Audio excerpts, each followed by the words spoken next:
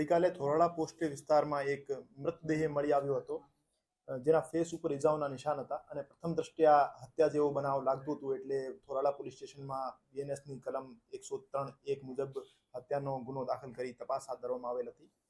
અને મૃતકનું નામ મુકેશભાઈ અરજણભાઈ ગુજરાતી, ઉંમર વર્ષ 41 છે. થોરાળા પોસ્ટે પીઆઈ શ્રી વાઘેલા અને એલસીબી ઝોન 1 પીએસઆઈ શ્રી બોરીસાગરના નેતૃત્વમાં તપાસ હાથ ધરવામાં આવેલ હતી. અને અત્યાર સુધી 2 આરોપી હત્યાના બનાવમાં હસ્તગત કરવામાં આવેલ છે. બંને આરોપીઓના નામ સાગર મકવાણા, જેની ઉંમર 24 વર્ષ, અને સંજય સોલંકી, જેની ઉંમર 22 વર્ષ છે.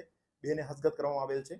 સમગ્ર બનાવનું કારણ આ હતું કે મરણ જનારના જે વાઇફ છે એમના આડા સંબંધ આરોપી સાગર મકવાણા સાથે હતા. અને સાગર મકવાણાને અને એમના વાઇફને વચ્ચે પેલા મરણ જનાર અડચણ રૂપે થતા હતા. એટલા માટે ઝઘડો થયો અને પથ્થરના ઘા કરી એમની મોત નિપજાવવામાં આવેલ. આરોપી અને મરણ જનાર બંનેના ગુનાહિત ઇતિહાસ છે. મરણ જનારના વિરુદ્ધ ઘરફોડ ચોરીઓના ગુના દાખલ થયેલા છે અને આરોપી વિરુદ્ધ પોક્સો 376નો એક ગુનો દાખલ.